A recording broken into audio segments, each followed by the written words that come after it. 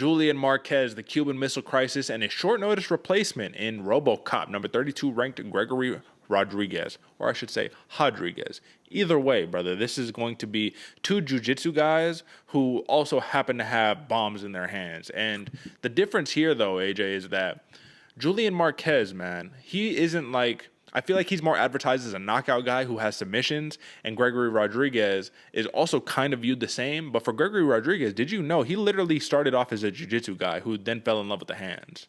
And now that's all he does. He doesn't take people down, even though he has such a great jiu-jitsu acumen. But for Julian Marquez, look at his last two wins. Rear naked choke on Sam Alvey. Third round Hail Mary Anaconda choke on Maki Pitolo, a fight he was losing. Second round guillotine on Darren Stewart, the dentist. I mean, come on, brother. Julian Marquez has bombs, but he's a little bit of a slower pace fighter, even though his significant strikes landed per minute is pretty high, about 4. But it's about 5.5 for Gregory Rodriguez, bro. So I see it like this. Simply put, who is going to be fresher come round 3? Because both of these dudes get a little gassed, you know what I mean? It takes some energy swinging and banging like these two guys. So who do you think has more energy come round 3? Given however the fight takes place, bro, because that's the thing. Gregory Rodriguez could initiate takedowns, but so can Marquez. Both of these dudes can grapple. So it's who's going to do it, who's going to be fresher. How do you see it? Man, that might be the best prop of the entire fight card, man, because that's a hard question right there. Instantly, I think Gregory Rodriguez, RoboCop's going to be the fresher fighter out there.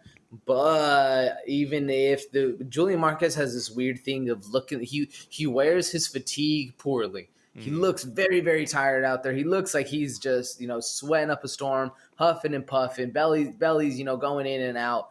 But then he pulls off the Maki Pitolo Anaconda choke, last second Hail Mary. He has that in him. So he has that weird kind of the strength curve where his muscles fatigue him. He gets tired out, but he still has enough to just get that last little burst in. So a very dangerous fighter when he is fatigued like that. But I think RoboCop at the same point, this dude, he just once his gas tank hits at a certain level, he just starts putting his head down and swing in helicopter mode. So there's both fighters that can do that. I think in my mind, Rodriguez is the one that's going to stay fresher a little bit longer, but we'll see. Who's your bet on that one, Derek? I think that Gregory Rodriguez is going to maintain a little bit, given that he lost in his last fight because the gas tank was something that he wasn't able to manage, and he wasn't using his full MMA skill set the way that he could have. And this is a dude, Armin Petrosian, bro, great Muay Thai fighter, great Muay Thai champion.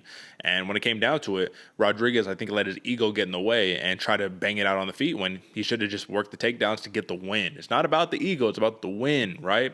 Interestingly enough, though, both of these fighters, their last loss in their last fight was a split decision loss. So, split decision loss to Petrosian for Rodriguez, and a split decision loss to Alex DeChirico.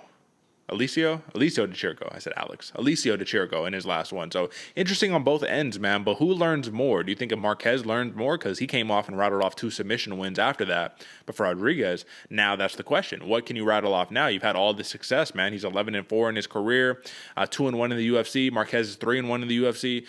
But I think Marquez just had more of the Hail Mary wins, more of the come-behind wins. Even Sam Alvey was able to give him some fits, bro. So it goes to show that it's like, all right, man, a motivated Gregory Rodriguez who was a little bit taller, a little bit longer.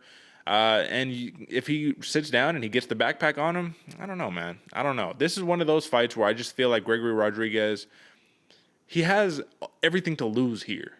If he gets caught by the big bomb of Julian Marquez, that Cuban Missile Crisis right there, man, yeah, you're going to have some problems. But he also does have a pretty solid chin, man. I think we saw that pretty flush in the Jun-Young Park fight, even in the Dusko fight, even in the Petrosian fight. So when it comes down to trading blows, if a knockout does happen, who do you think gets the knockout?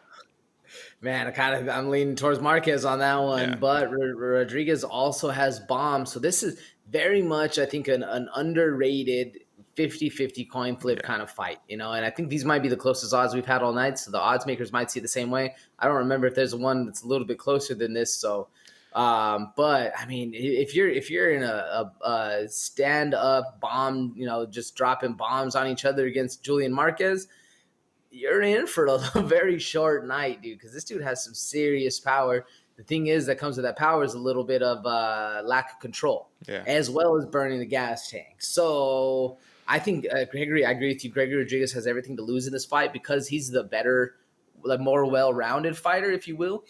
The better fighter doesn't always win, though. So that's I always pause and have hesitation when I say stuff like that because That's usually more often than not the better fighter loses.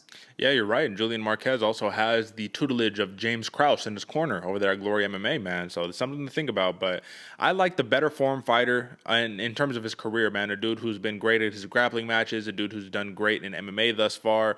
Gregory Rodriguez, man, I just think that he has a brighter future. Julian Marquez, I think that he needs to be reserved, brother, for these pay-per-view bouts where he's just getting great banger matchups. But originally, he was actually not slated to fight Gregory Rodriguez. He was slated to fight somebody else that I don't remember off the top of my head. Wellington Turman. That would have been much more back and forth. Okay, how is this going to get done fight? Gregory Rodriguez, I think, as a short notice replacement.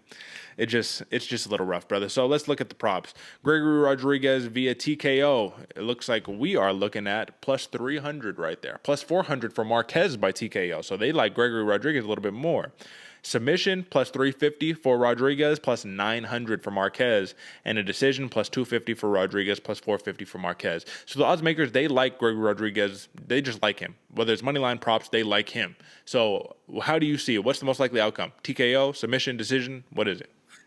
I was going decision on this one. I think he'll be the fresher fighter at the end of the round. And I'm hoping he doesn't try to play with fire in the middle of the fight, man, because that's so dangerous against Julian Marquez. So if he's able to stay smart, stay composed, I think he wins the fight at the end of the day. And I like the plus money on that decision over the money line. I think it's a good call. What about you? I like the plus 250 decision for Gregory Rodriguez. However, I will say this, and this is fair warning to the good folks at home. Expect to be on the edge of your seat. Expect to be sweating some bullets, because I think there's going to be one of those fights where he almost gets put out of there and then salvages a win. I think it's going to be one of those. Julian Marquez has never been knocked out, and Gregory Rodriguez has been knocked out twice.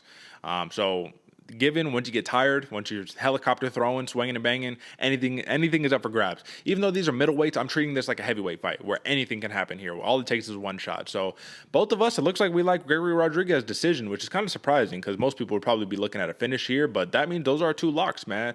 Guram Kutatsiladze and Gregory Rodriguez both via decision right there. And that is your main card, folks. So